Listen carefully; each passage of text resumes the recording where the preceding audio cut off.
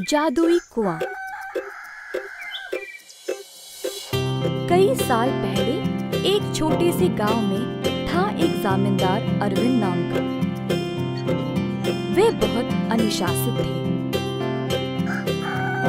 हर रोज सवेरे मुर्गे के कुकड़कू बोलते समय ही जाग जाते थे।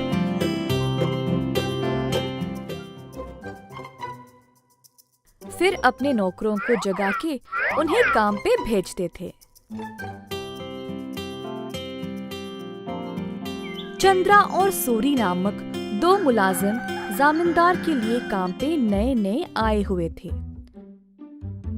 परंतु वे दोनों काफी आलसी थे और सवेरे उठ के खेत में जाना उनके लिए बहुत कठिन लग रहा था। दोनों एक कुएं के पास सोते थे। एक दिन चंद्रा ने सूरी से कहा, हाय रे, हर रोज सवेरे जाग के जाना बहुत ही कठिन काम है ना। सूरी को भी ऐसा ही लगा। हाँ चंद्रा, परंतु हम करे तो क्या करे, मुर्गे के कुकड़कू से ही जमींदार जी जाग जाते हैं। अरविंद जी ने इन दोनों का व्यवहार ध्यान से और चुपचाप से जांचा। आखिरकार उन्होंने एक दिन उन दोनों को सबक सिखाना चाहा। एक दिन जब दोनों सो रहे थे, कुएं के अंदर से आवाज आई, सूरी, कितनी देर और सोओगे? उठो और काम पे निकलो। सूरी को नींद में ही आवाज सुनाई दी और वो अचानक से जाग गया। बाजू देखा तो चंद्रा आराम से सो रहा है। सूरी को समझ नहीं आया कि ये आवाज कहाँ से आई। बुरा सपना मान के वो फिर से सो गया। अगले दिन की बात है और दोनों उसी कुएं के पास सोए थे। इस बार कुएं वाली आवाज चंद्रा को सुनाई दी। वो भी अचानक से जाग गया।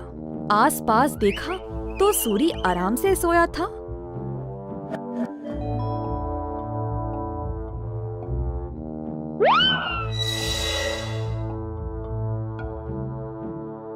कोई बुरा सपना था शायद, ऐसा सोचकर वो भी फिर से सो गया।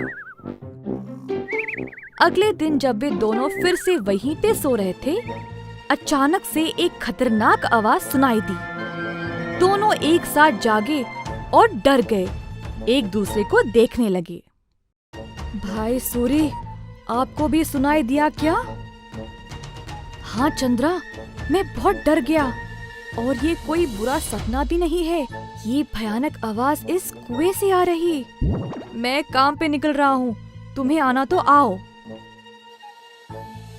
रुको रुको, मैं भी आऊंगा।